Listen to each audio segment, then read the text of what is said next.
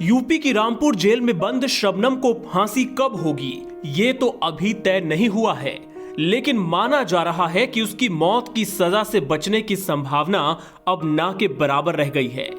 शबनम को भी इस बात का एहसास हो चला है। शायद यही वजह है कि वो जेल में अब बेचैन और घबराई घबराई सी रहती है, ठीक से खाना नहीं खाती।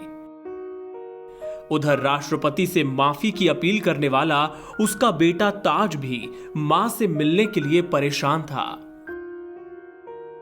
ऐसे में रविवार को रामपुर जेल में दोनों की मुलाकात कराई गई। ताज का लालन पालन करने वाला दंपत्ति ताज को लेकर जेल पहुंचा। तीनों जेल के अंदर दोपहर लगभग 12:10 पर दाखिल हुए और 1:15 पर बाहर आए। मां बेटे के बीच लगभग 1 घंटे चली मुलाकात में जज्बात हावी थे। भावुक शबनम जहां बेटे को लाड करती रही, मन लगाकर पढ़ने की नसीहत देती रही, वहीं बेटे ने पहली बार मां से एक ऐसा सवाल पूछ लिया शायद जिसकी उम्मीद शबनम को नहीं रही होगी। बेटे ने पूछा कि क्या वाकई उन्होंने कोई गुनाह किया है। वहीं ताज के केयरटेकर उस्मान सैफी ने भी शबनम से पहली बार यह सवाल पूछा कि जिस गुनाह की सजा उसे मिलने जा रही है, क्या वाकई उसने वो किया है। जवाब में शबनम ने कहा, मुझे इस केस में फंसाया गया है। मैं पहले भी कोर्ट में इसकी सीबीआई जांच की मांग करती रही हूं, लेकिन मेरी मांग को कभी पूरा नहीं किया गया। मैं चाहती हूं कि इस मामले की सीबीआई जांच कराई जाए।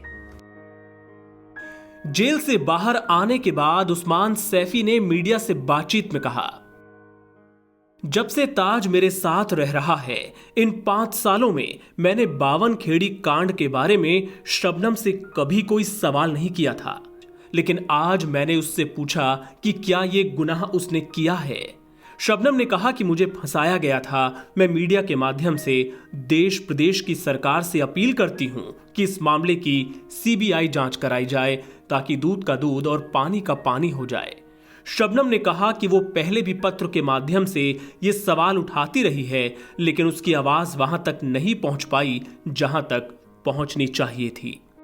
शबनम अब भले बेगुनाह होने का दावा कर रही है, लेकिन हकीकत तो यह है कि ट्रायल कोर्ट से लेकर हाई कोर्ट और फिर सुप्रीम कोर्ट तक उसके गुनाह की तस्दीक कर चुके हैं। राष्ट्रपति उसकी दया याचिका को खारिज कर चुके हैं।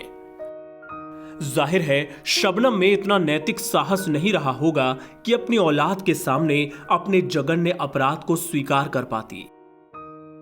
ऐसे वक्त में जब फांसी का फंदा उसके बेहद नजदीक आ गया है, उसके हर दावे को अब मौत की सजा से बचने का एक पैंतरा ही तो माना जाएगा।